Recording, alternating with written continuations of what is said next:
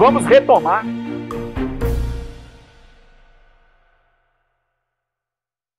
o ponto da última aula. Ô, gente, eu pensei um pouco melhor a respeito da discussão que a gente fez na última aula.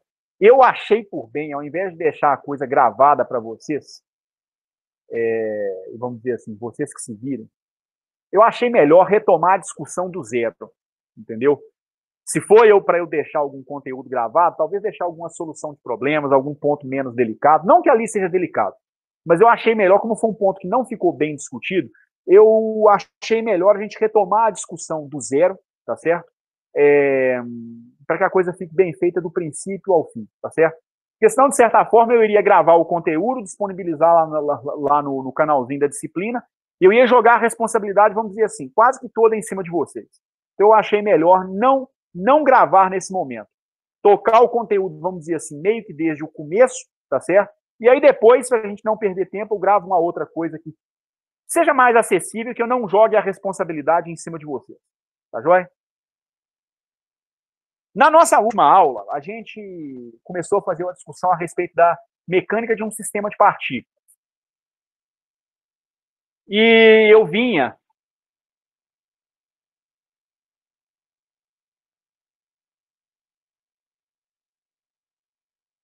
fazendo uma discussão a respeito de como é que seria a construção, se eu não estou enganado, da segunda lei de Newton para um sistema de partículas, algo assim.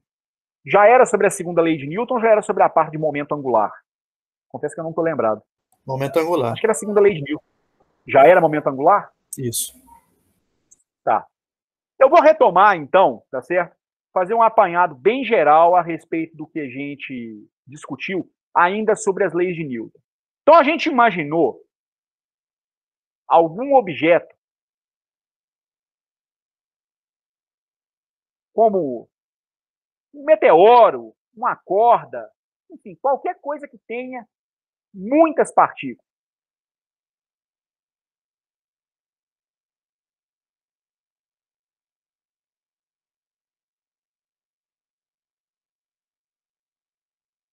Aonde eu imaginei dois tipos de forças presentes nesse sistema.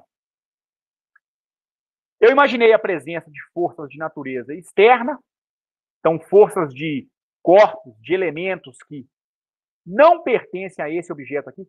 Vamos imaginar que isso aqui seja uma corda, só para a gente visualizar mentalmente. Você pendura uma corda num varal, por exemplo, ou numa polia. Uma possível força externa é a força gravitacional. É a força que a Terra exercerá em cima da corda, tentando arrastar a corda para baixo. Os elementos da Terra, as partículas que compõem a Terra, formam alguma coisa, né, que não tem nada a ver com as partículas constituintes da corda. Então, isso seria identificado como uma força de natureza externa. Mas digamos que hajam outras. Então, eu posso ter uma força externa F2E, posso ter uma força externa F3E, uma força externa F4E e assim por diante. E além dessas forças, eu ainda posso considerar a presença de interações entre as partículas presentes dentro do meu objeto. Então, digamos que aqui eu tenho uma partícula I e aqui eu tenho uma partícula J. Digamos que eu tenho uma força de atração como essa aqui. Forças que atuam ao longo da mesma direção, porém em sentidos contrários. Mas vamos imaginar, e aí sei lá exatamente por quê, que aqui eu tenha uma partícula Q e aqui eu tenho uma partícula P. E aí, para essas partículas, o para-ação e reação estaria orientado ao longo dessa linha aqui. Essas duas forças são forças de mesmo módulo, mesma direção e sentidos contrários. Mas elas não estão colocadas ao longo da linha que une os dois objetos. Aqui embaixo eu supus que a força, ou as forças de ação e reação, estão colocadas ao longo da linha que une os dois objetos. Isso mostra uma sutileza que a terceira lei de Newton possui, e que normalmente a gente nunca dá muita bola, que são duas possibilidades diferentes de manifestação da terceira lei. As forças podem estar orientadas ao longo da mesma linha, mas pode ser que elas tenham o mesmo valor, mesma direção, sentidos contrários, mas não estejam passando ao longo da linha que passa pelos dois objetos. Isso são duas vertentes, então, da terceira lei de Newton. Aqui a gente chama de forma fraca da terceira lei de Newton, aqui nós chamamos de forma forte da terceira lei de Newton. Por quê? Além de você exigir que as forças de ação e reação tenham mesmo módulo, mesma direção e sentidos contrários, nós ainda estamos exigindo que os pares de ação e reação atuem ao longo da linha que passa pelos dois objetos. É uma condição adicional. Por isso a gente chama isso de forma forte da terceira lei de Newton. E aí eu posso chamar a atenção para uma partícula em particular.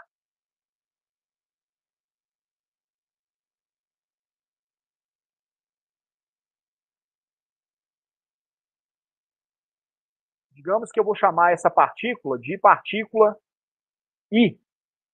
Simplesmente. Como que eu vou escrever a expressão da minha segunda lei de Newton?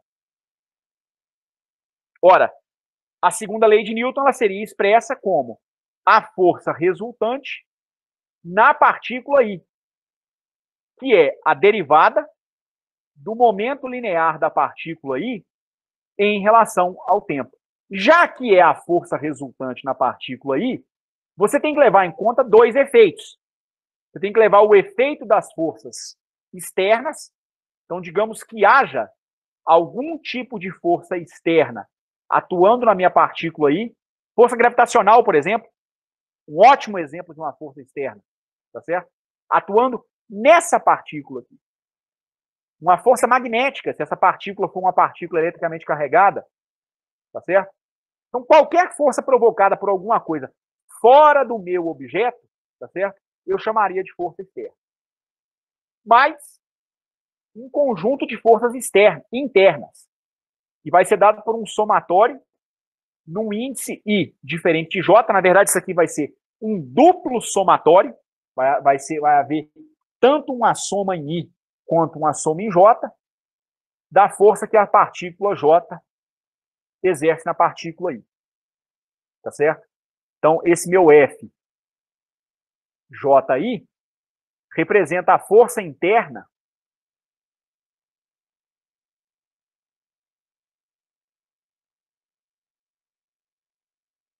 que J aplica em I. Tá certo? Além disso, eu poderia imaginar uma outra coisa que é o seguinte: um aspecto importante que a gente vai precisar nessa discussão é do conceito de centro de massa. Então, digamos que o meu objeto esteja aqui, nessa mesma posição que na original, e aí eu vou localizar o centro de massa desse objeto.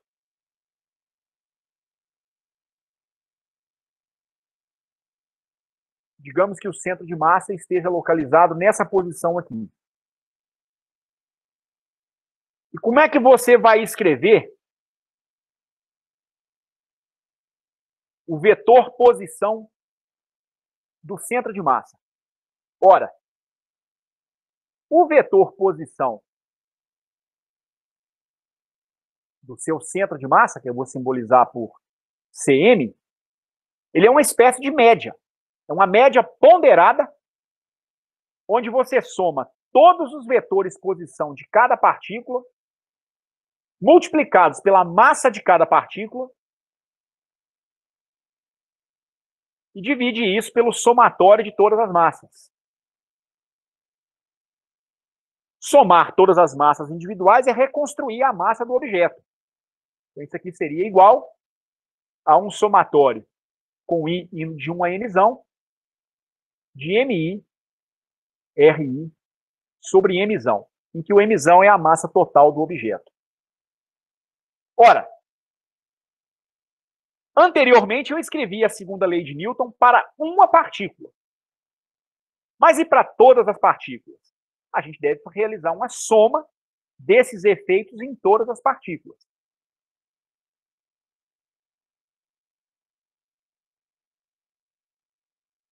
Ô Edson, Pois não. fiquei com uma dúvida naquele somatório da outra página que você colocou. Você falou que era um somatório duplo? Não, aqui é um somatório em J. O somatório em duplo ainda vai aparecer. Não Ah, é tá. duplo, não, Beleza. tá certo? Porque aqui eu falei errado. Aqui eu individualizei uma partícula. Então eu vou somar no índice J, levando em conta o efeito de todas as partículas que compõem o sistema, em cima da partícula aí que você individualizou. Tá certo? Você individualizou e calculou a força resultante nessa partícula aqui. Além das forças externas, você tem que levar em conta as forças internas de todas as partículas do sistema em cima dessa que você individualizou.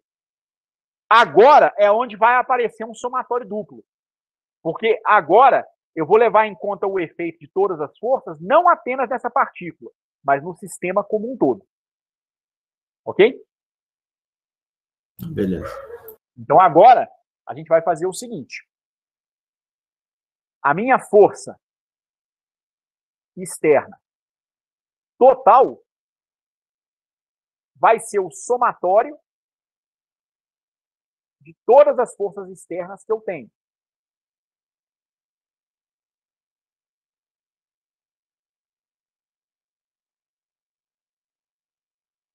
E vai ser o somatório em todas as minhas partículas, indo de 1 a n, da derivada do momento linear de cada partícula em relação ao tempo. Isso aqui vai me dar o quê? A soma das forças externas em cada partícula, com o I indo de 1 até n, mais um somatório no índice I, somando em todas as partículas que compõem o sistema, multiplicado por um somatório em J, que representa todas as outras partículas que compõem o sistema, exceto a partícula I, tá certo? Das forças de interação que cada partícula J exerce na partícula I.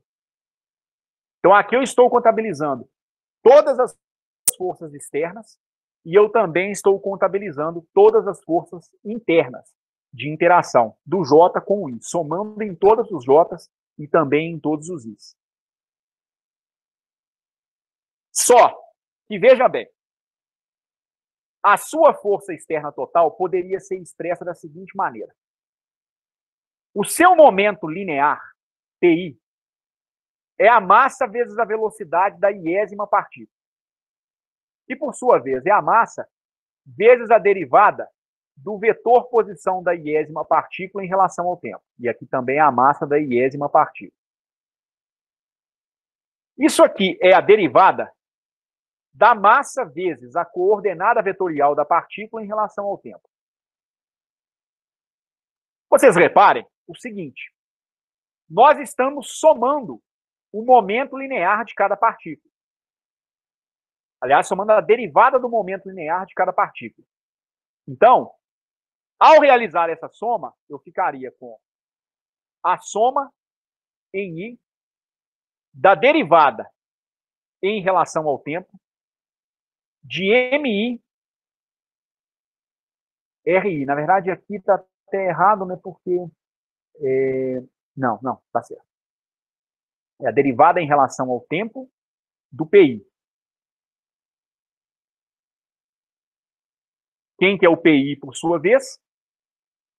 É o momento da iésima partícula, que é a derivada em relação ao tempo de MI RI. Ou seja, eu somei em todas as partículas a derivada em relação ao tempo do momento de todas as partículas. Tá certo? O momento de todas as partículas é a primeira derivada da massa vezes a posição de cada partícula. E isso é o quê? Isso é o somatório das minhas forças externas indo de 1 até n, da força externa existente em cada partícula, mais um somatório duplo que a partir de agora eu vou simbolizar dessa forma. É um somatório nos dois índices, mas assumindo que o J é diferente de I. Da força que J exerce em I. Reparem o seguinte. Aqui no membro esquerdo da segunda lei de Newton, você está fazendo uma soma de derivadas. As derivadas, elas são temporais. O somatório não é numa variável temporal. É num índice que marca cada uma das partículas. Você pode, então, tranquilamente incorporar esse somatório dentro da sua derivada. Ao tomar a derivada da derivada, você vai ficar com a derivada segunda em relação ao tempo do somatório de MI, RI, com o I indo de 1 até N. Isso é igual o somatório com I indo de 1 até N das suas forças externas, mais o somatório para J diferente de I das forças de interação que cada partícula J exerce na partícula I. Mas reparem que no interior dessa segunda derivada apareceu algo que me lembra a coordenada do centro de massa do objeto. Agora há pouco, eu defini o vetor posição do centro de massa como um somatório de MI e RI dividido pela massa total. Ali dentro da minha segunda derivada, na segunda lei de Newton, eu tenho exatamente esse somatório aqui. O somatório com I indo de 1 a N, de MI e RI. Então eu posso escrever que esse somatório em I, de MI, vetor posição da partícula I, é a massa total vezes o vetor posição do centro de massa. Então eu posso substituir esse somatório em todas as partículas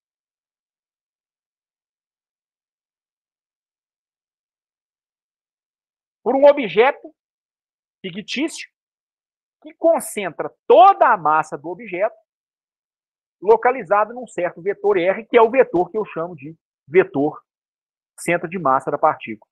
Então veja que negócio engraçado. E bonito. Nós estamos dizendo que a força total no objeto pode ser representada como se toda a massa estivesse localizada em um ponto, localizado por um vetor posição, que é o centro de massa do seu objeto.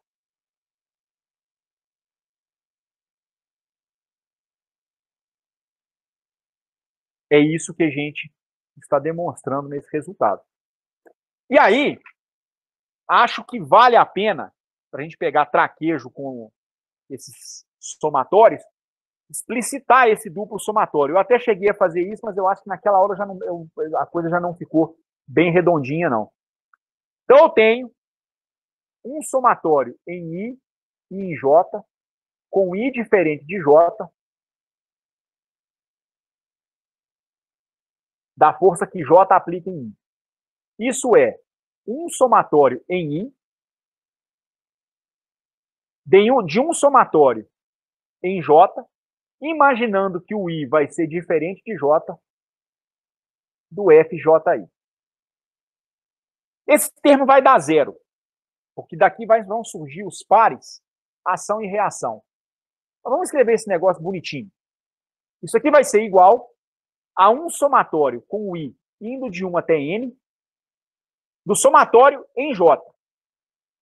O J, então, vai valer, inicialmente, 1.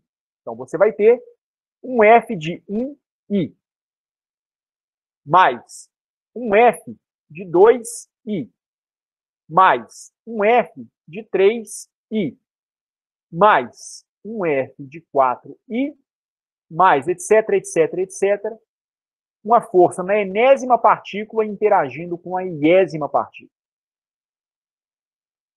Agora chegou o momento de explicitar cada um desses caras. Abrindo o somatório no índice I, você vai ter que levar em conta que o índice J não pode ser igual ao índice I. Porque nós estamos assumindo que a partícula não interage consigo própria.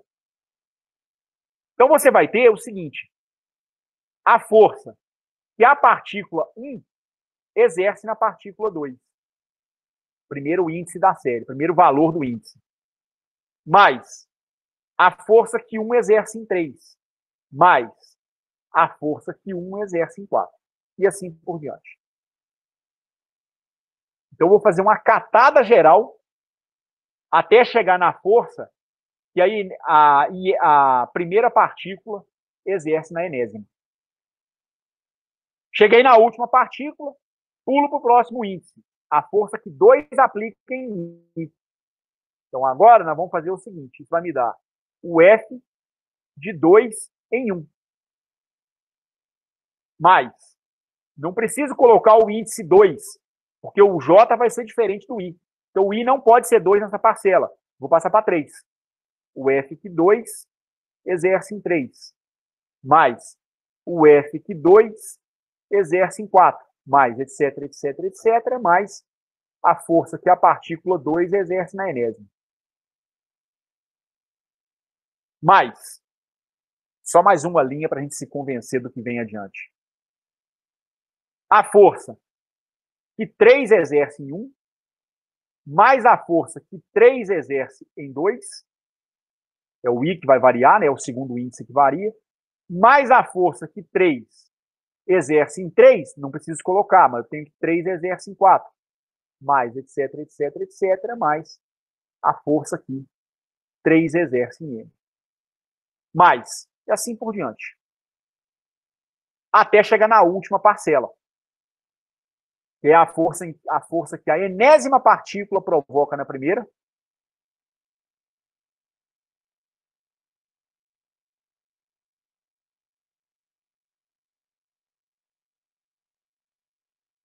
mais a força que a enésima exerce na segunda, mais a força que a enésima exerce na terceira, mais etc, etc, etc, mais a força que a enésima exerce na enésima não existe, né?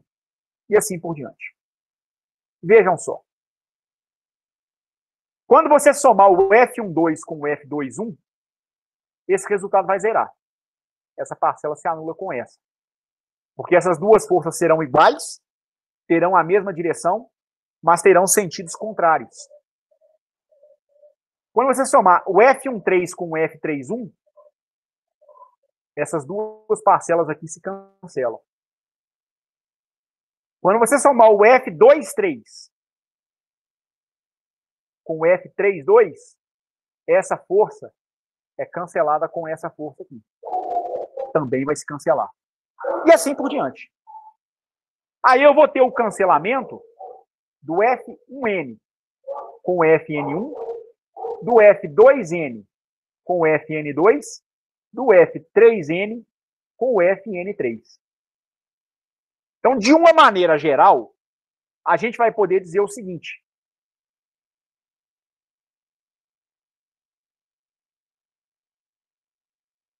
Eu vou poder exigir que a força que a partícula I exerce na partícula J, somada com a força que a partícula J exerce na partícula I, é igual a zero. Isso aqui é o que eu chamo de terceira lei de Newton,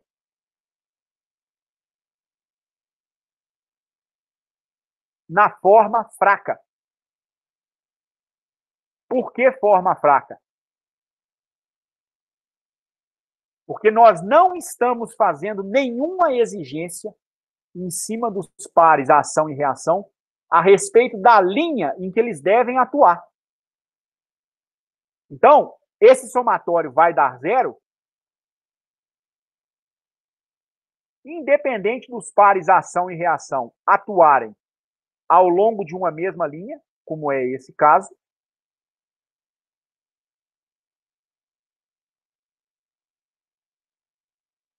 ou nesse outro caso aqui. Digamos que aqui eu tenho a partícula I e aqui eu tenho a partícula J. Digamos que a força que a J aplica em I aponte para cá.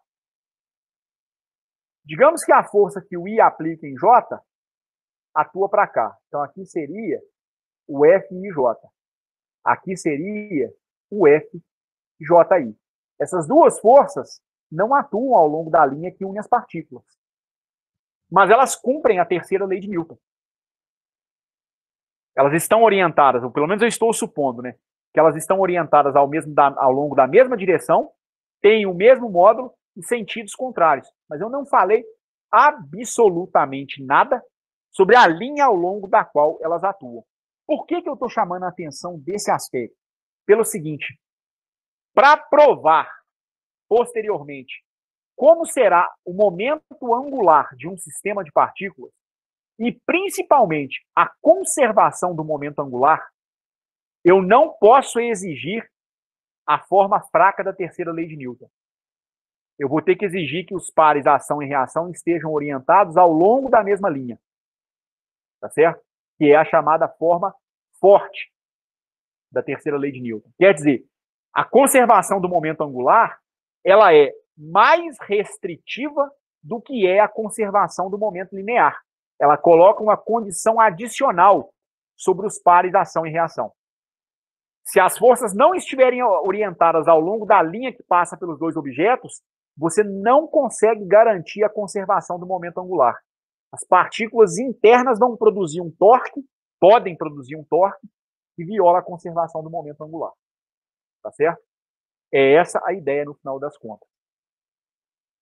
O fato é o seguinte: se você tem que o somatório em I e J, com I diferente de J, da força que J exerce em I, é zero, em consequência da terceira lei de Newton, você tem que o somatório com I indo de 1 a N, da derivada do momento linear da iésima partícula em relação ao tempo, se resume à derivada segunda em relação ao tempo da massa vezes o vetor posição do centro de massa da partícula, do sistema.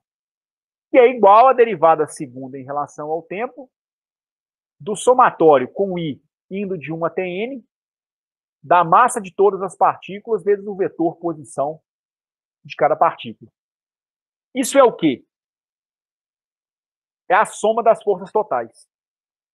Das forças externas, melhor dizendo. Então, esse é o somatório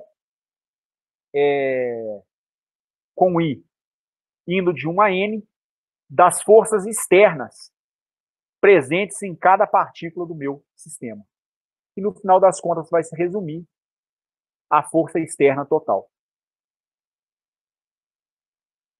Então, do ponto de vista da segunda lei de Newton, a força externa total é a derivada segunda da massa vezes o vetor posição da partícula, o centro de massa, em relação ao tempo.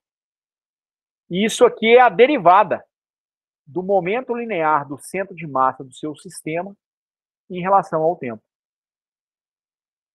Então é um resultado belíssimo, porque ao invés de estudar o sistema de partículas, você pode prestar atenção do ponto de vista da segunda lei de Newton apenas ao movimento do centro de massa do objeto, ao invés de querer estudar o movimento de cada partícula individual. Não há necessidade, e isso nem é prático, obviamente. Você pode se resguardar e apenas o movimento do centro de massa, do ponto de vista da segunda lei de Newton, tá certo? Basta analisar o movimento do centro de massa do objeto. Eu vou deixar, então, como um exercício para vocês provar a seguinte relação envolvendo somatórios.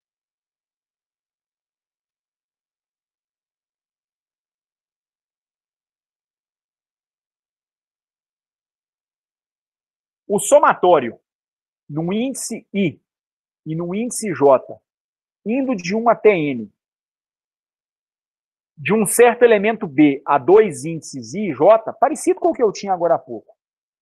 Isso é igual a um somatório em J, indo de 1 até N, seguido de um somatório em I, indo de 1 até N, de B e J.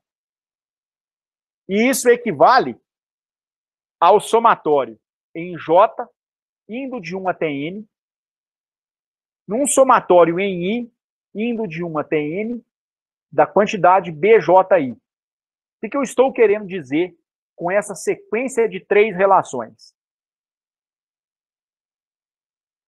Nesse primeiro somatório duplo aqui, no meio dessa igualdade, eu quero dizer que a ordem em que eu vou implementar os somatórios não importa. Eu posso primeiro somar em J e depois somar em I, ou fazer o contrário.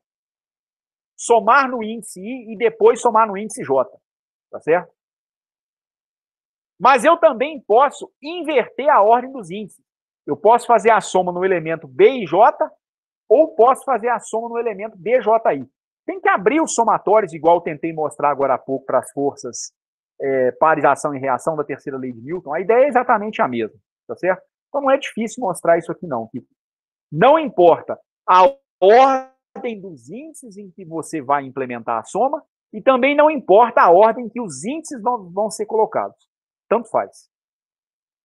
E aí, com base nisso, com base nesse resultado que vocês vão demonstrar, eu quero que vocês tentem provar esse outro resultado aqui. Então, com base neste resultado,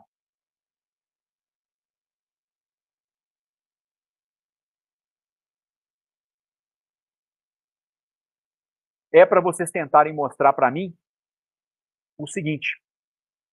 Esse meu somatório no índice I e J, então um somatório duplo, indo de 1 a N, de B e J, ele pode ser escrito como um somatório em I indo de 1 até N, vezes um somatório em J indo de 1 até N, de meio que multiplica B e J mais BJI. Então você pode transformar esse somatório duplo da seguinte maneira. Ao invés de somar apenas nos elementos com os índices I e J, eu posso pegar a média da soma de B e J com BJI. Tá certo? E dar o mesmo resultado. E por que eu quero que vocês provem isso? Por que eu quero que vocês se convençam disso? Que se eu soubesse essa relação de cara, se eu já soubesse dessa relação de imediato, eu já poderia ter convertido o somatório em I e J indo de 1 a N com I diferente de J. Aqui eu nem coloquei a restrição, viu, gente? Do I tem que ser diferente de J. Para a terceira lei de Newton é que eu coloquei. Mas para um elemento a 2 índices qualquer, isso não era necessário, não, tá certo? Para a terceira lei de Newton é que é, porque você não imagina a partícula interagindo consigo própria, pelo menos na mecânica, tá certo? Mas se eu soubesse isso, eu poderia ter escrito o somatório duplo em FJI como um somatório em I, indo de 1 até N, acompanhado de um somatório em J, indo de 1 até N, de meio que multiplica a força que J exerce em I, somado com a força que I exerce em J. Então, se eu conhecesse esse resultado, eu poderia ter transformado aquele meu duplo somatório que reflete a terceira lei de Newton em todos os pares de partícula nessa quantidade. E aí apareceria de imediato o para-ação e reação para uma partícula I e uma partícula J. E de imediato eu diria que isso aqui dá zero. Eu não precisaria ter aberto a conta como eu acabei abrindo nesse slide aqui, tá certo? Nessa passagem. Já poderia ter enxergado esse resultado diretamente. Por isso que eu vou pedir, então, que vocês façam esse cálculo para mim, tá certo? Tentem mostrar isso para a gente para nossas próximas aulas. Ok? Então, a gente viu o seguinte. Nós vimos que a minha força de natureza externa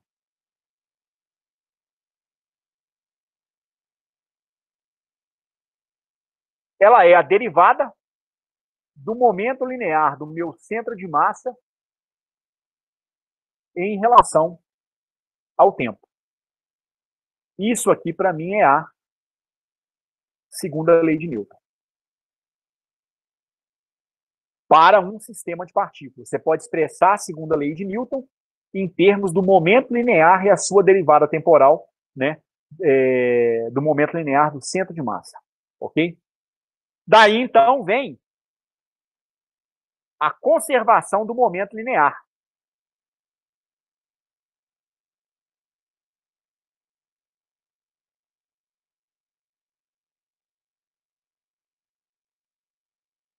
Qual a condição necessária para que haja a conservação linear de um sistema de partículas?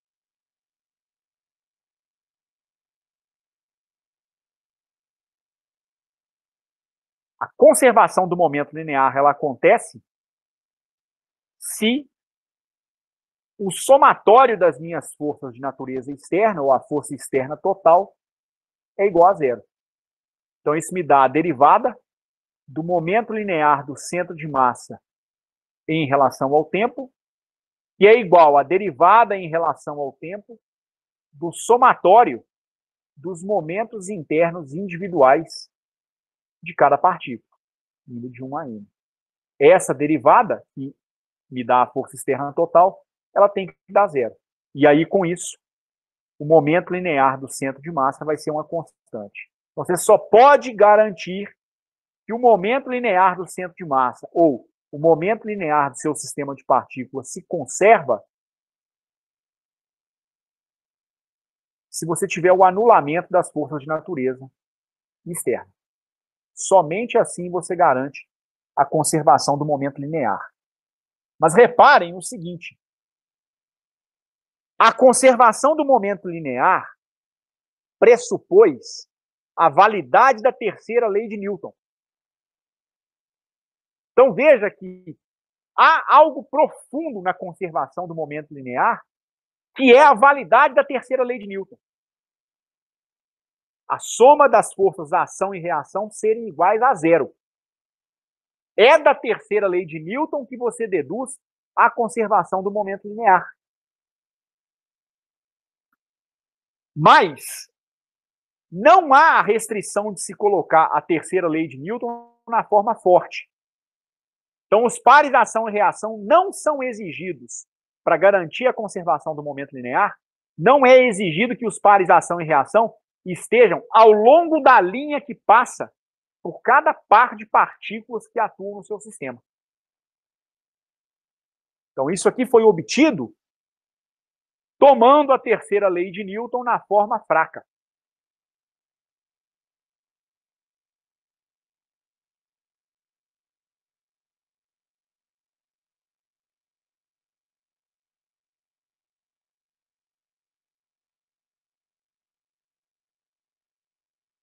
Ou seja, os pares de ação e reação não precisam estar alinhados, o que pode acontecer em algumas situações. Amanhã, eu até pretendia resolver esse problema com vocês também. Se vocês não puderem participar, eu tento resolver na semana que vem. Mas amanhã, 9 da noite, na minha aula de métodos A, que é nesse mesmo link que eu uso para transmitir a aula para vocês, eu vou resolver um problema onde eu mostro que as forças magnéticas elas precisam obedecer a uma condição muito relacionada com a forma forte da terceira lei de Newton, para que a terceira lei de Newton seja válida. Então, a terceira lei de Newton não vale sempre, tá certo? Como a gente vai ver no caso de força de natureza magnética. Alguém me chamou aqui, me dê só um minutinho, por favor. Só um instantinho. Beleza, Thiago. Eu vou continuar só por mais um pouquinho, tá bom? Mas eu vou continuar por mais um bocadinho. Ok? Até mais, viu?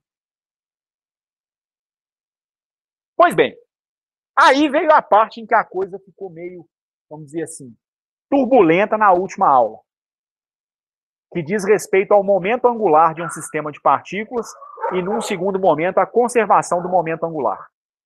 Então, vamos lá. Vamos ver o que muda.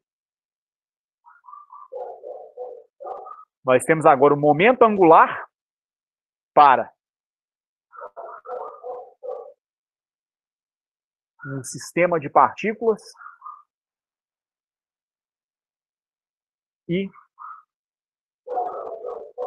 o seu princípio de conservação.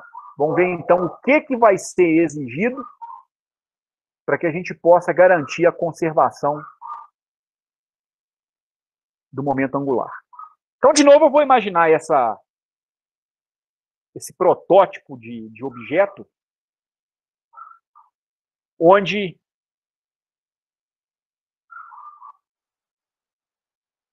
eu suponho a presença de muitas partículas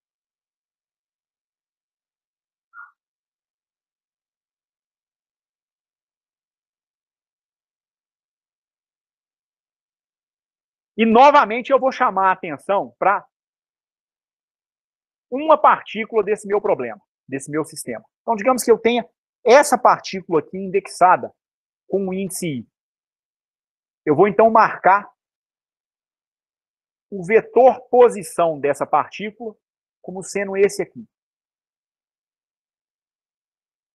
RI. Por se tratar de um sistema de partículas, a gente já pode ficar velhaco. Mais do que pensar na partícula isoladamente, muito provavelmente eu vou poder pensar também no centro de massa desse sistema de partículas. Então, digamos que o centro de massa desse objeto esteja localizado nesse ponto aqui, por meio desse vetor R. Então, esse pontão em amarelo que eu coloquei aqui representa para mim o meu centro de massa do sisteminha.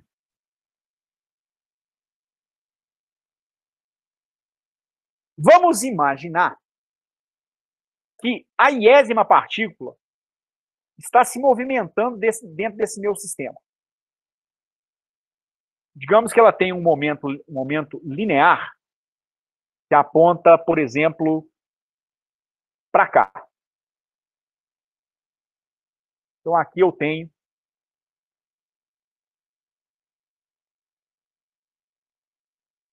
o momento linear do meu sistema de partículas. Não tem que fazer 90 graus não, viu, gente? Só a figura que ficou parecendo, mas pode ser qualquer ângulo, tá certo? Entre esse vetor R e esse vetor P. Então, vejam bem. Vamos imaginar que eu queira calcular o momento angular dessa partícula específica. Como é que você vai escrever essa expressão? O momento angular da iésima partícula é dado por meio de um produto vetorial.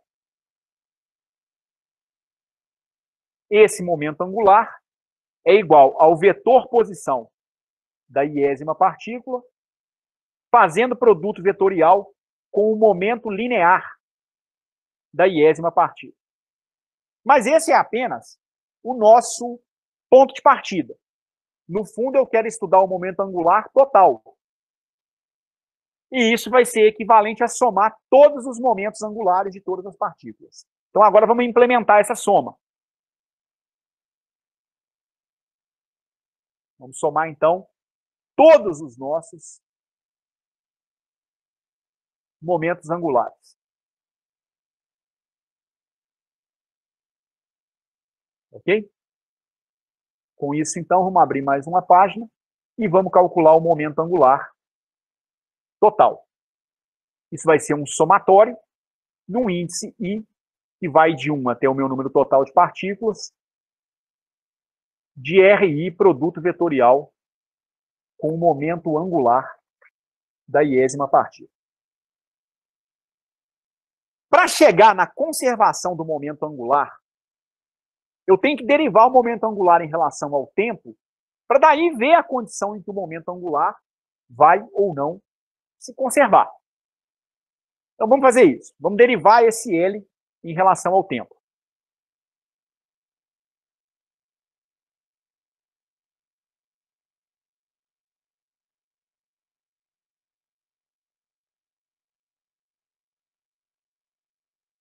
Eu vou ter, então, a derivada do momento angular em relação ao tempo. É uma derivada temporal, ela pode ser incorporada dentro desse meu somatório, eu posso trocar a ordem das operações, isso me dá um somatório indo de 1 até n, da derivada em relação ao tempo, de R vetorial com o momento linear da iésima partícula.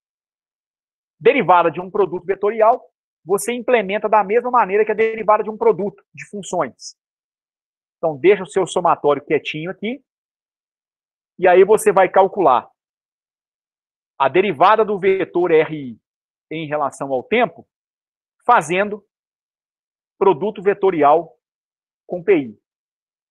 Mas conserva a primeira função, que é o RI, e faz o produto vetorial com a derivada do PI em relação ao tempo. Agora, derivada do vetor posição I em relação ao tempo é a velocidade da iésima partícula. O momento linear da iésima partícula é a sua massa vezes a velocidade dela própria. Então, você tem o produto vetorial de VI com VI.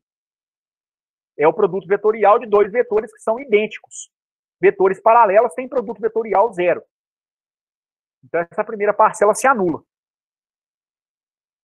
Com isso, a derivada do seu momento angular total em relação ao tempo, ela é um somatório no índice I, indo de 1 até n,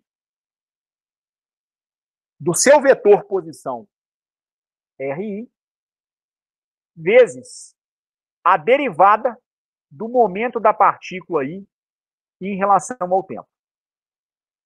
Eu acho que foi aqui que os nossos problemas, vamos dizer assim, começaram.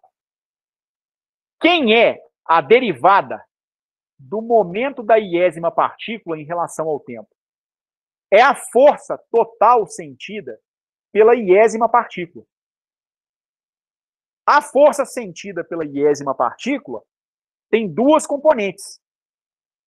Ela tem uma componente externa, como a gente viu na dedução da segunda lei de Newton. Pode haver uma força de natureza externa, ou mais de uma força, né? De natureza externa. Mas você, em princípio, tem que calcular também as forças de natureza interna. Então, você também teria que levar em conta o somatório num índice J,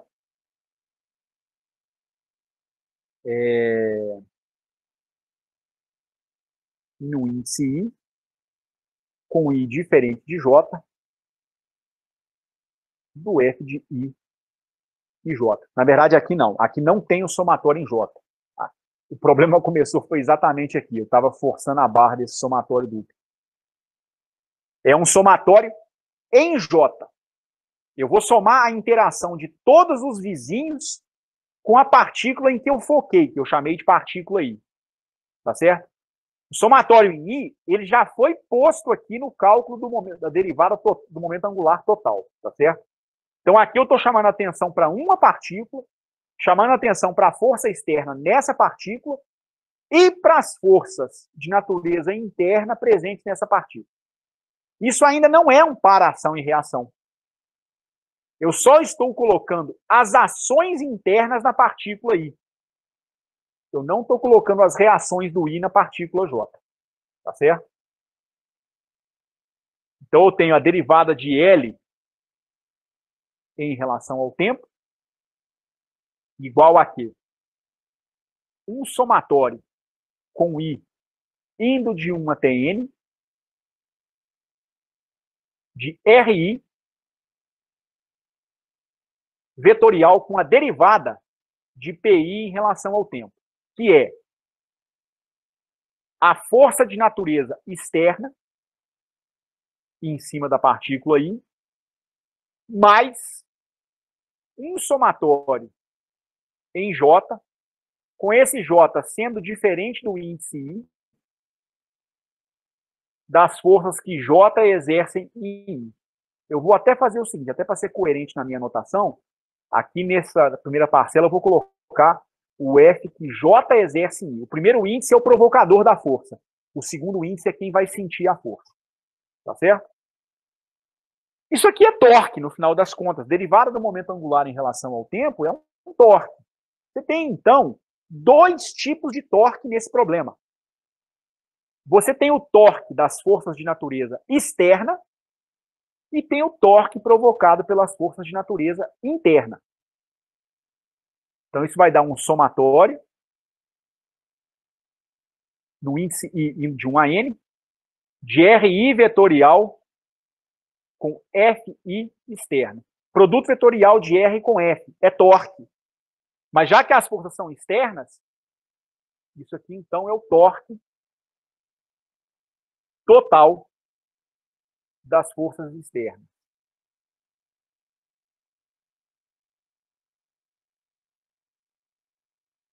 E aí agora vem mais um somatório em I, indo de 1 até N, vezes, acompanhando, um somatório em J, diferente de I, também indo de 1 até N, de RI vetorial com FJI. Esse é o ponto. É aqui que a gente tem que tomar cuidado. Tá certo? Então, a minha derivada do momento angular em relação ao tempo, ela se torna, no final das contas, isso aqui eu vou chamar de tal externo, ou seja, o torque das forças externas, ou torque resultante.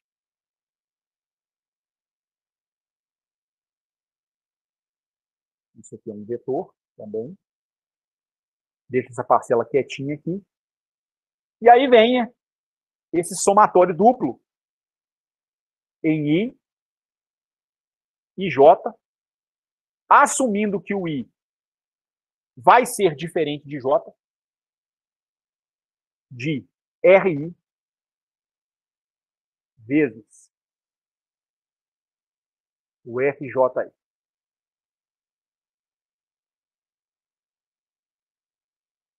Eu vou deixar para vocês como um exercício abrirem algumas parcelas desse somatório para vocês se convencerem do seguinte resultado.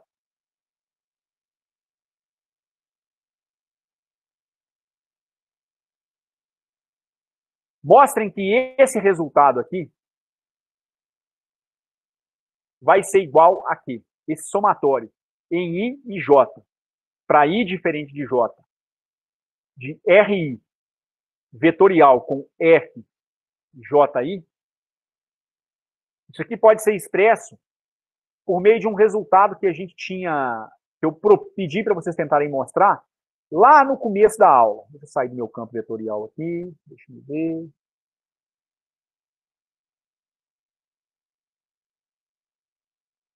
Só localizar aqui exatamente, por favor.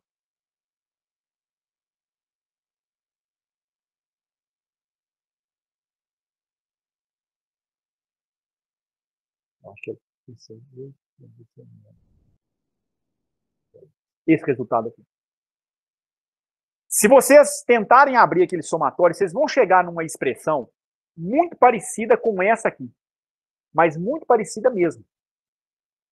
Então, é possível mostrar que esse somatório em RI, produto vetorial com FJI, ele pode ser escrito da seguinte maneira. Isso aqui dá um somatório com I e J, desde que o I seja diferente de J, de meio que multiplica RI menos RJ, fazendo produto vetorial com as forças que J aplica em cada partícula aí. Então, com isso, a derivada do seu momento angular em relação ao tempo, ela é igual ao torque de forças externas mais Um somatório com I diferente de J, é um somatório em I e em J, né? Mas com a restrição de que o I seja diferente de J, de meio do vetor posição da partícula I, menos o vetor posição da partícula J, fazendo produto vetorial com FJI. Aqui você tem um conjunto de torques. São torques de natureza interna.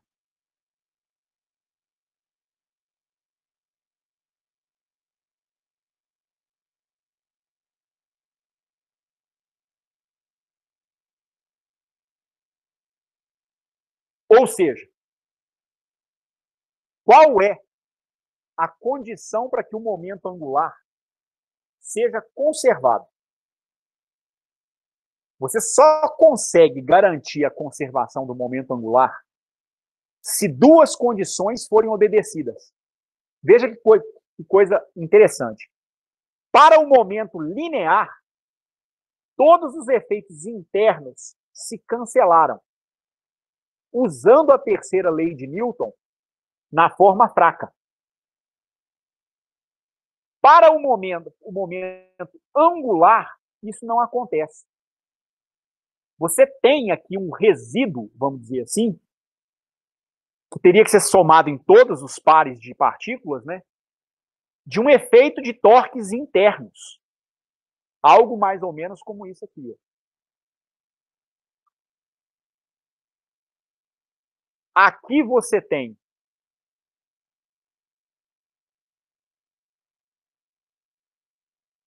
a sua partícula I, aqui você tem a sua partícula J.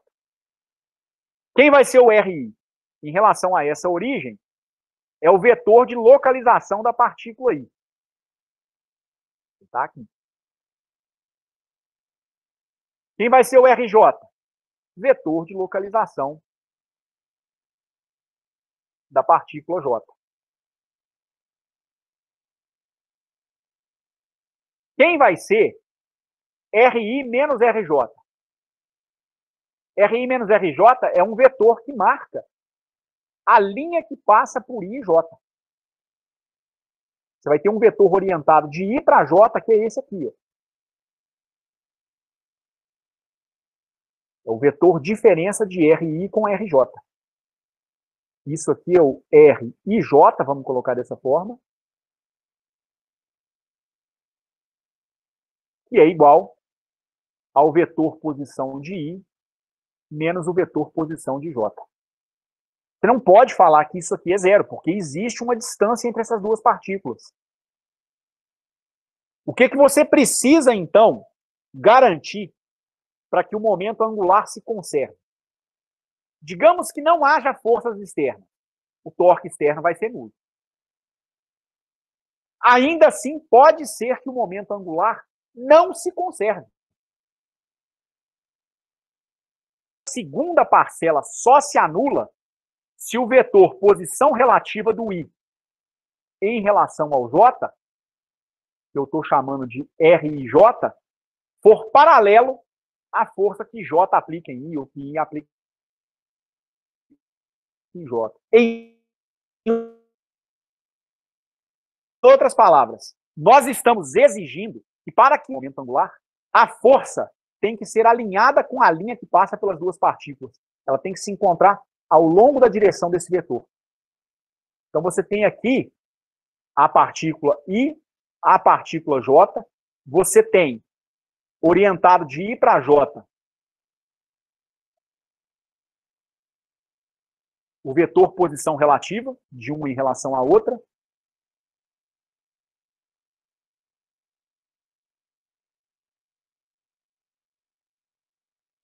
Então isso aqui é seu vetor R e J. E para garantir a conservação do momento angular, você está exigindo que as forças de ação e reação sejam paralelas a essa linha. Então, digamos que sejam forças de repulsão, por exemplo. Seu FJI tem que estar para cá. o seu F e J, aliás, aqui vai ser o F e J, né? A força que aplica em J.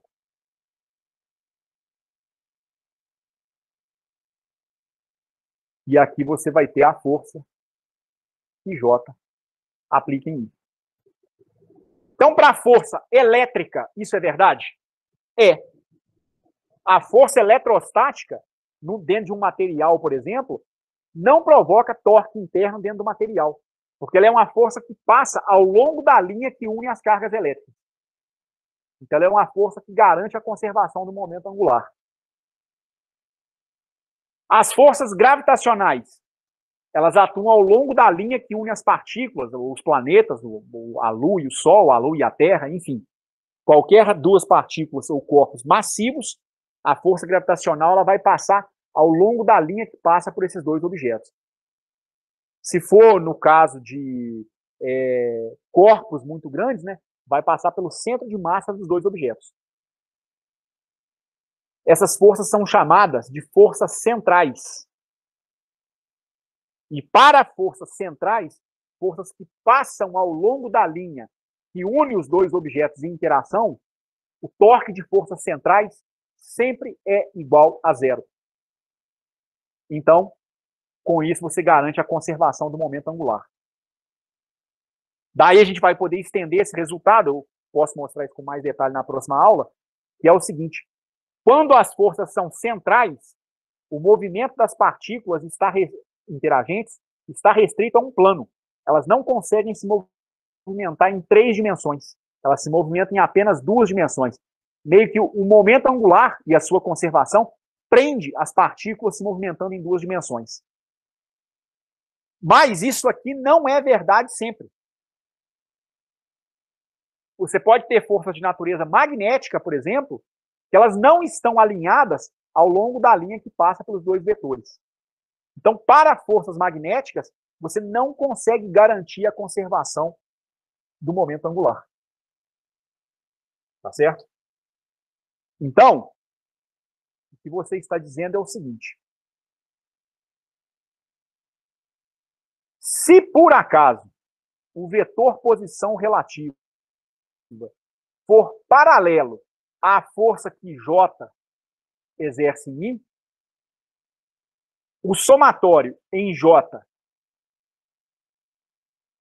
e em I, indo de 1 até N, de meio, de RI menos RJ,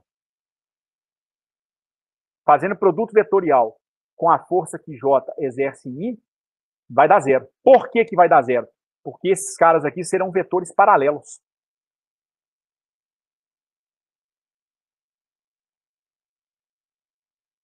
Isso aqui é chamado de forma forte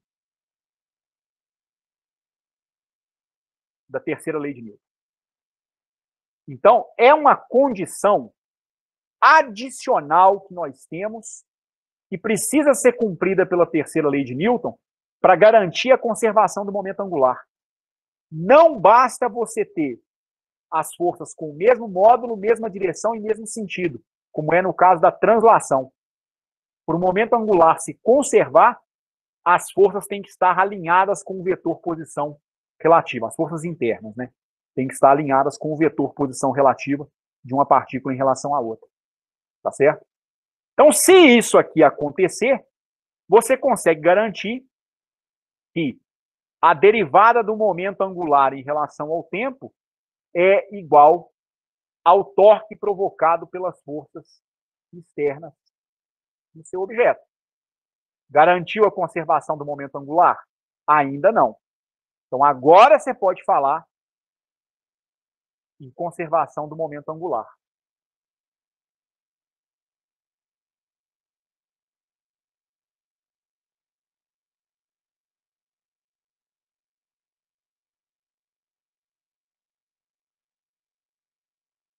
Se e somente se R e J for paralelo a FJI, e além dessa condição, o torque provocado pelas forças externas for igual a zero, nós temos o seguinte. Nesse cenário, a derivada do momento angular em relação ao tempo vai se anular. E então, nesse caso, o momento angular é uma constante. Ele é conservado.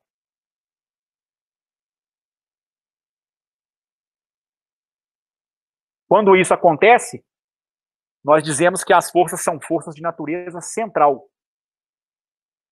E sempre é verdade que para forças de natureza central, o momento angular é uma quantidade conservada.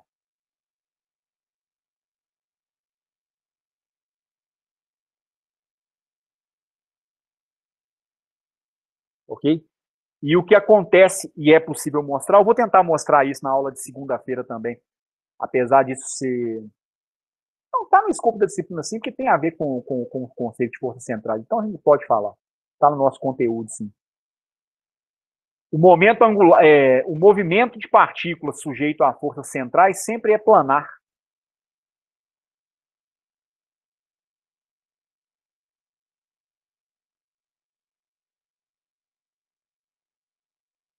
Se elas forem sujeitas apenas a forças centrais, tal movimento sempre acontece num plano.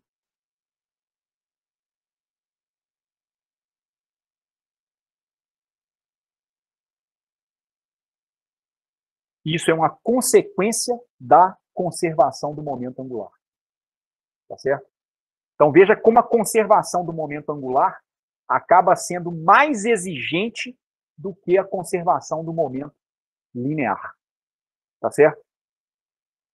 Vou fazer o seguinte, eu vou encerrar por aqui, eu vou deixar uma coisa em aberto para a próxima aula, que é uma outra diferença que existe entre o momento angular e o momento linear. Há uma outra diferença essencial.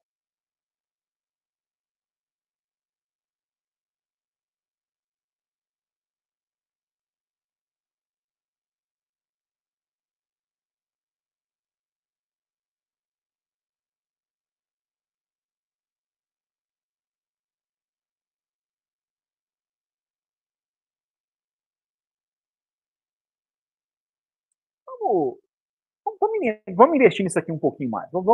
Acho que essa conta ela não é muito demorada. Olha só. A gente já viu que o momento linear total de um sistema de partículas é a massa vezes a derivada do vetor posição do seu centro de massa em relação ao tempo. Posso incorporar essa massa dentro da derivada? Isso aqui, então, seria igual a derivada em relação ao tempo da massa total vezes o vetor posição do centro de massa. Que, pela definição de centro de massa, é uma derivada em relação ao tempo do somatório em I, indo de 1 a N, de MI, RI, dada a definição de centro de massa. Posso colocar esse somatório fora da derivada.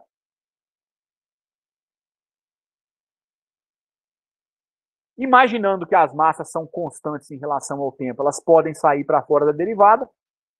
Isso aqui dá derivada da posição de cada partícula em relação ao tempo. Derivada da posição de cada partícula em relação ao tempo é a sua velocidade. Massa vezes a velocidade é o momento de cada partícula. Nenhuma novidade até aí. O momento total é o momento do seu centro de massa, que é a soma dos momentos individuais de cada partícula. Então, nenhuma novidade. Então, o momento total de um sistema de partículas é exatamente igual ao momento linear carregado pelo seu centro de massa. Por que a gente está pensando nisso? Porque pode ser... Pensem bem. Imagine uma esfera rolando por um plano. Ali, você sempre tem dois movimentos, ou um braço de um robô se movimentando. Você tem o movimento do centro de massa do objeto, uma esfera ou o braço do robô, e você tem as partículas se movimentando em torno do centro de massa. Então, são dois movimentos. No caso da esfera, o centro de massa da esfera desce, num plano inclinado, por exemplo, e as partículas que compõem a esfera vão girando em torno do centro de massa. Para o momento linear, esse movimento de rotação em torno do centro de massa não está servindo para nada. O momento das partículas é igual ao momento do próprio centro de massa. Vamos ver se isso vai acontecer para o momento angular.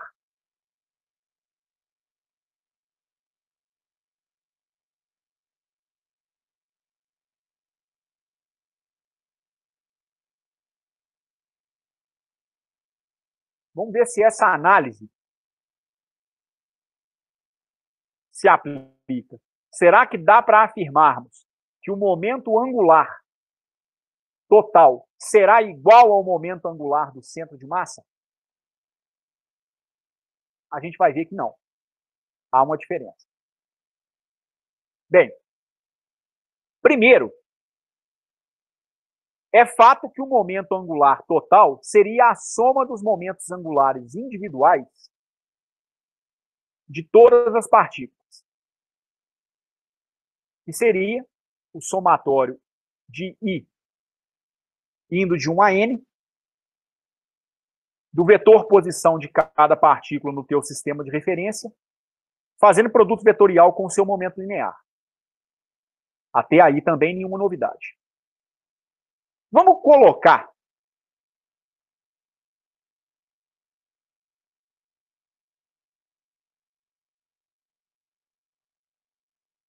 esse nosso sistema. Vamos chamar a atenção para uma partícula em particular desse nosso sistema. Digamos que essa aqui seja a minha partícula I. E digamos que aqui eu tenha o centro de massa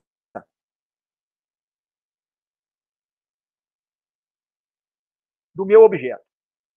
Então, eu tenho o meu sistemão de partículas aqui. Eu tenho a localização da partícula I em relação a essa origem O. E eu tenho o vetor posição do centro de massa em relação a essa mesma origem.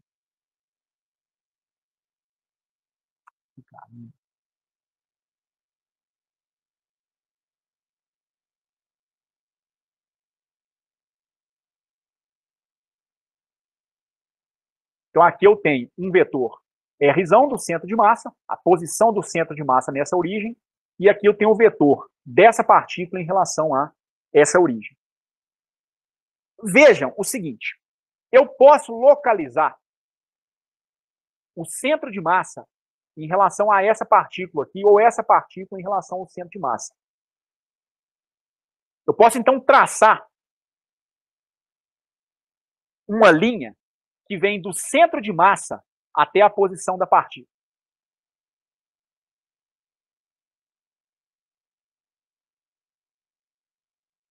Isso aqui vai ser igual a um vetor que eu vou chamar de RI'. Quem é o RI'? É a localização de I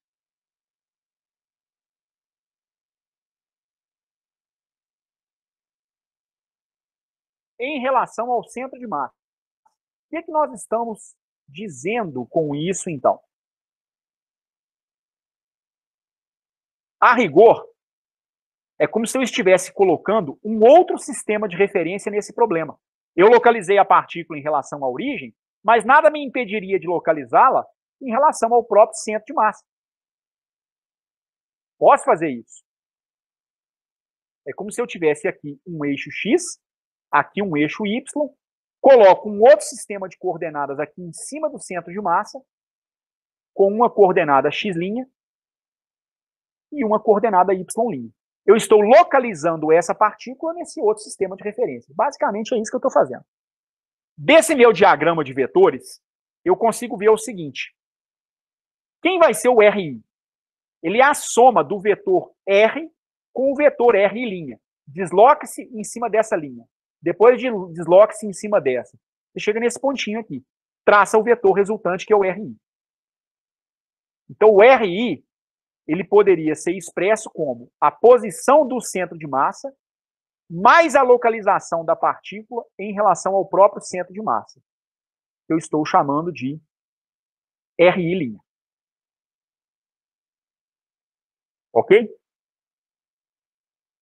É claro que com isso, eu poderia fazer a mesma coisa com as velocidades.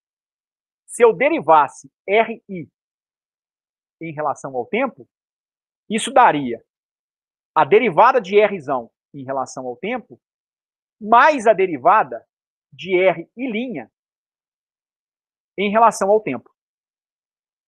Que coisas são essas? Isso aqui é a velocidade da partícula no referencial original. Isso aqui é a velocidade do meu centro de massa. E isso aqui é uma outra velocidade.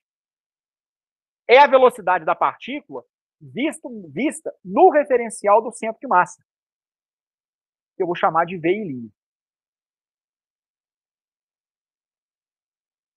Ora, quem vai ser o seu momento angular?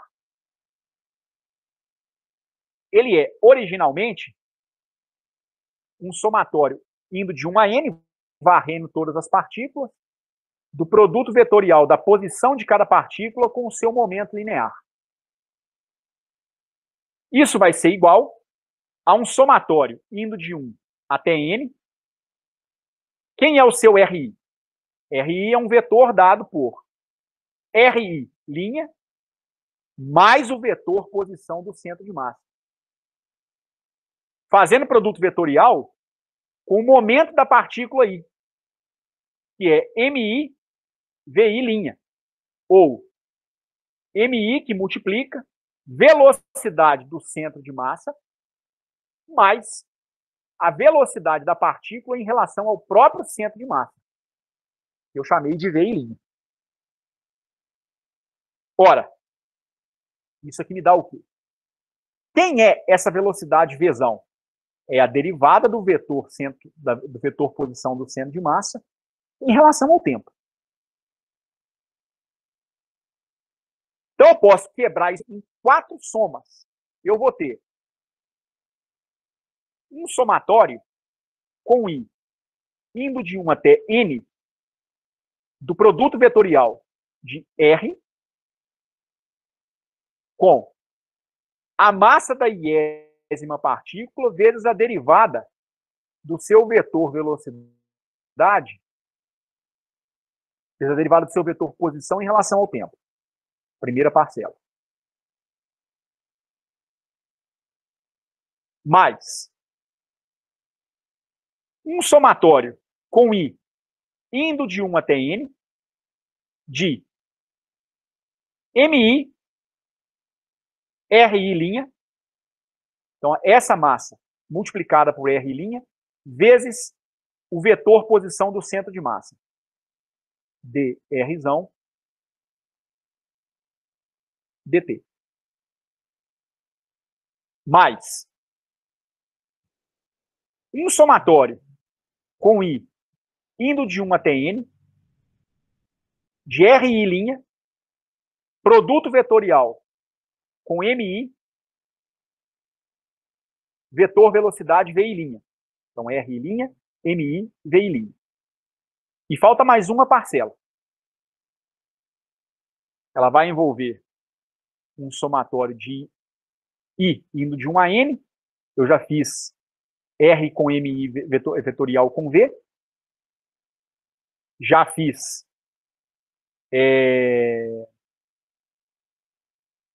só que está faltando o R com MI vetorial com VI'. Então, R vetorial com MI VI'.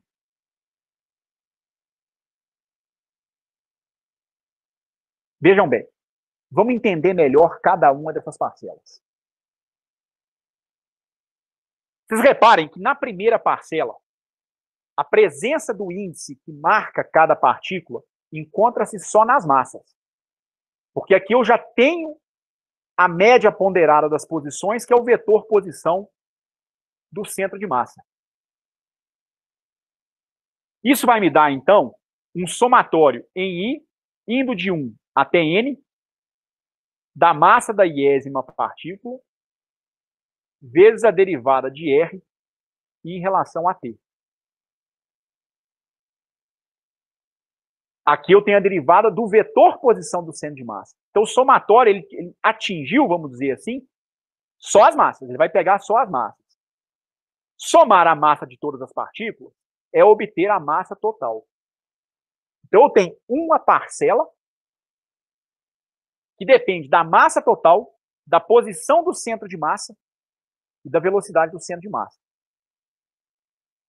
Aí você tem uma outra que envolve um somatório indo de 1 até N, de R I', vetor, fazendo produto vetorial com MI, VI'.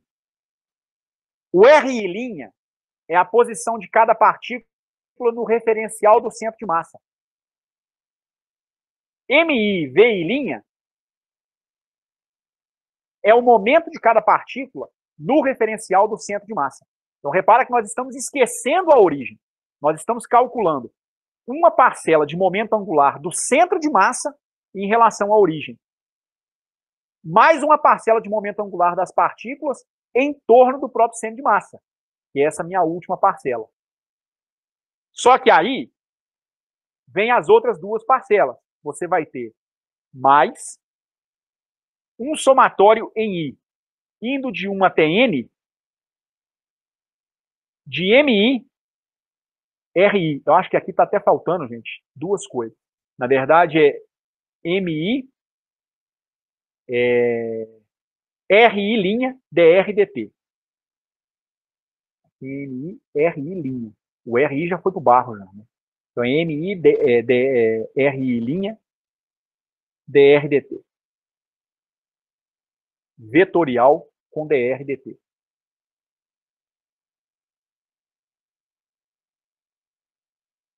Tá certo? Ainda falta o símbolo do produto vetorial aqui também.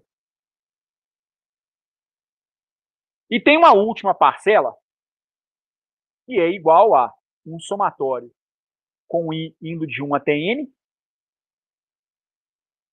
de R vetor, fazendo produto vetorial com MI, VI'.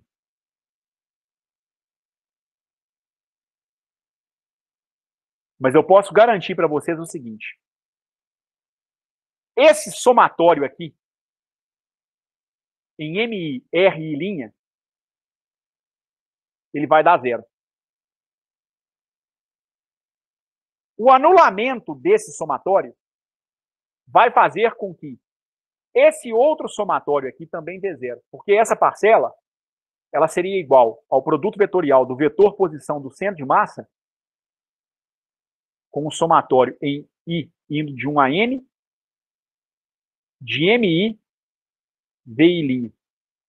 É a soma dos momentos das partículas em relação ao próprio centro de massa. Eu posso garantir para vocês que esse cara vai dar zero também. Mas esse cara dar zero, a soma dos momentos em relação ao centro de massa dar zero, é uma consequência do anulamento dessa parcela aqui. Vocês conseguem enxergar por que essa parcela vai dar zero?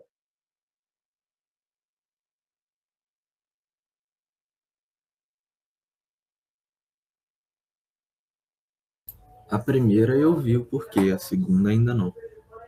Por que você viu que a primeira dá zero? Aquela achando o centro de massa, né? Que o somatório de MI, RI era uma multiplicação da massa total pelo centro de massa, da massa total vezes a posição do centro de massa. Ali a gente teria a posição do centro de massa medida no referencial S', né? Digamos assim. Isso. Que você colocou como origem o próprio centro de massa. Então, o centro de massa é zero. É a posição do centro de massa em relação ao próprio centro de massa. É a posição da origem em relação à própria origem. Tem que dar zero. Mas, matematicamente, você poderia enxergar esse resultado da seguinte maneira.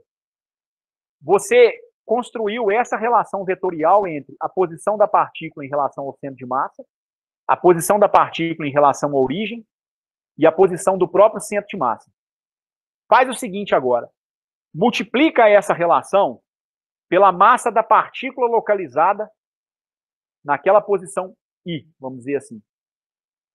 Isso dá MI, R, I', aliás, é até o contrário. Tem uma coisinha aqui que está ao contrário. O RI é o R I' mais o Rzão. Se você voltar naquele diagrama que eu construí aqui agora há pouco, você consegue ver isso. O RI é o Rzão mais o RI'. Multiplica pela massa. MI, vetor posição RI, na origem, é igual a MI, RI' mais MI, Rzão. Não fiz nada a não ser multiplicar toda a identidade por uma mesma massa. Mas essa massa está indexada por um índice I. Eu, então, agora vou somar em todas as massas.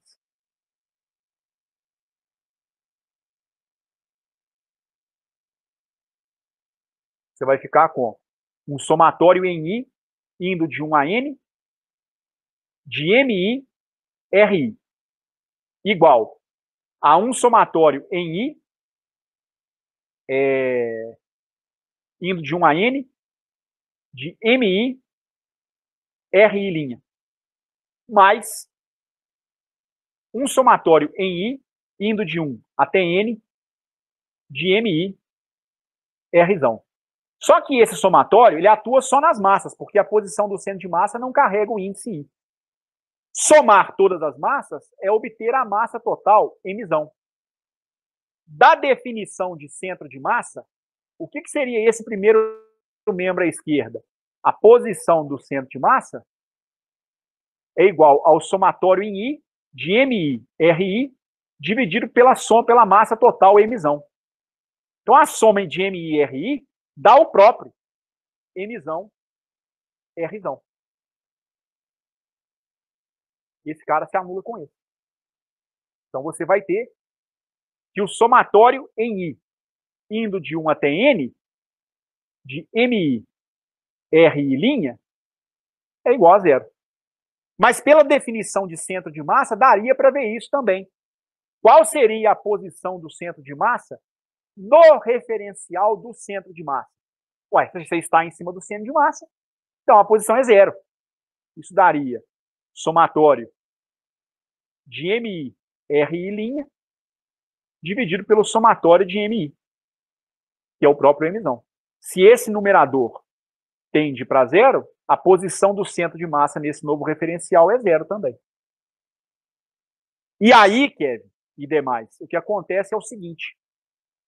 Se você tem que o somatório de MI, RI é igual a zero, RI', melhor dizendo, se você derivar isso aqui em relação ao tempo, você vai ter um somatório com o I indo de 1 a N, de MI, DRI dt, ou DRI' dt, igual a zero.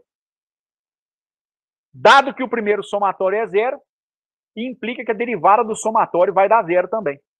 Ou seja, a soma dos momentos no referencial do centro de massa sempre é zero. É por isso que a gente costuma dizer que o centro de massa também é o chamado referencial de momento nulo. Porque se você mudar a origem do seu sistema de coordenadas para o centro de massa, no centro de massa, o momento linear total sempre dá zero. Certo? Então isso aqui é igual à soma dos momentos lineares das partículas no referencial do centro de massa. E isso aqui é zero. Então é por isso que eu estou garantindo que essa parcela vai dar zero e a segunda parcela vai dar zero também. Conclusão. O que é o seu momento angular total? Ele é igual a vetor posição do centro de massa, massa total vezes a velocidade do seu centro de massa.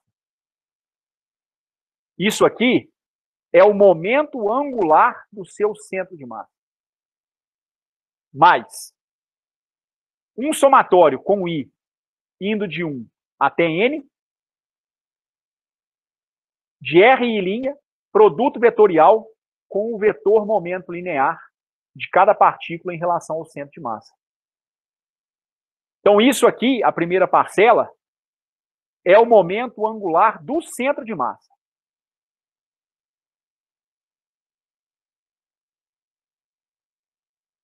E a segunda parcela é o momento angular das partículas em torno do centro de massa. Isso não tinha acontecido para o momento linear.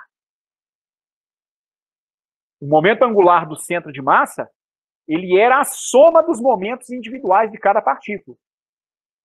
E era igual ao momento angular total. Aliás, linear. Já para o momento angular total, ele é igual à soma dos momentos angulares individuais, mas ele não é igual a apenas o momento angular do centro de massa. Você tem também o momento angular das partículas em torno do centro de massa. É uma diferença essencial entre o momento angular e o momento linear. O momento linear é igual, total, é igual ao momento linear do centro de massa. O angular, não. Ele é o momento angular do centro de massa, mais uma parcela que descreve o movimento das partículas em torno do centro de massa. Ou qualquer que fosse o outro ponto de referência, né? A gente escolheu o centro de massa, dada a importância dele, tá certo? Mas eu não precisava ter escolhido o centro de massa. Poderia ser um ponto qualquer em relação ao qual eu quisesse referenciar o meu momento angular, tá certo? Bom, gente, a gente já se estendeu bastante, com certeza ficou cansativo. Eu vou encerrar essa nossa aula por aqui, ok? Vou fazer o seguinte, até porque ela ficou bastante longa, eu devo fazer uma edição e quebrar essa aula em duas, tá certo? Vai ter a aula de hoje, parte 1, e uma aula, parte 2. A primeira parte, eu devo colocar só aquele exemplo que o Thomas pediu que eu discutisse com ele, o Isaac também deu algumas opiniões. E a segunda parte, ela vai ser voltada para essa coisa da discussão do momento linear e do momento angular de sistemas de muitas partículas. Tudo bem? Então, eu estou encerrando a gravação nesse momento. Antes disso, alguém quer fazer alguma pergunta?